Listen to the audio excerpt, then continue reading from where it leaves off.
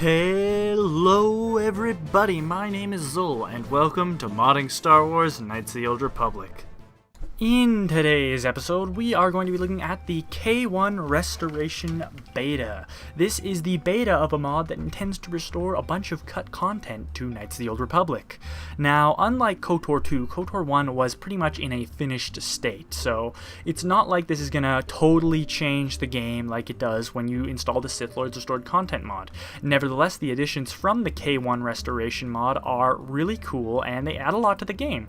Especially if you've played it a whole bunch, it adds a really new dimension to the game, adding new areas that were removed, new items, restoring dialogue, and just doing a lot of minor changes that add up in a big way.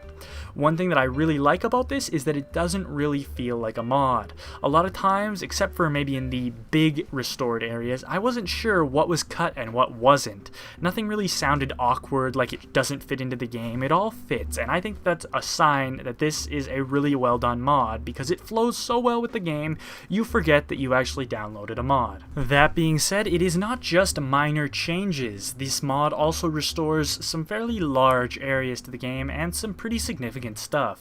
The two most obvious things on Terrace are that you can visit the swoop track and the swoop offices instead of just the day of the race. I think that's a pretty cool little flavor encounter. And you can also see the Black Vulkar sub-level in their base. It totally changes the way you get through the Black Vulkar base, and in my opinion it improves it, although I was a little unfamiliar with it, so it did take me a long time. If you'd like to see how this plays out into the game, you can check out my admittedly awful Let's Play of Knights of the Old Republic focusing on the K1 Restoration Beta. I've played through all of Terrace. It has its own little storyline, and some people find it funny. I'm not really sure why, but it does actually go into a lot of the restored areas purposely so I can check them out and make this review. If you need to know how to install this, I have actually covered this mod in the past. You can go ahead and check it out somewhere. Link will be in the description to that video. I made it a very long time ago, probably back in November of 2013, so no promises on the quality because that's when I really didn't take this YouTube thing seriously at all. That being said, I can't wait for the full version of this mod to come out. It should be coming out relatively soon, pending any sort of disastrous delays, and I think it's pretty cool. So, now that I have talked about my first impression, I am going to list off the features for those of you who aren't really familiar with what's restored. Alright, let's talk about the features that are restored. So the first thing that was restored is the impossible difficulty, a new difficulty level that is above hard, and it really is impossible.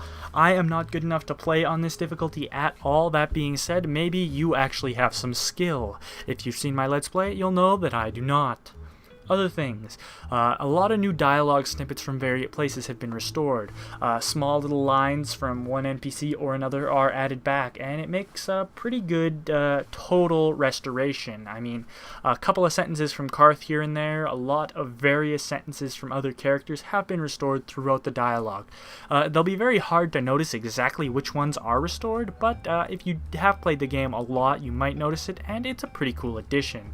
There's also citizens in the lower city who are a little bit overzealous when it comes to fighting the Black Vulturs. Nevertheless, it's cool to see some life added to the lower city.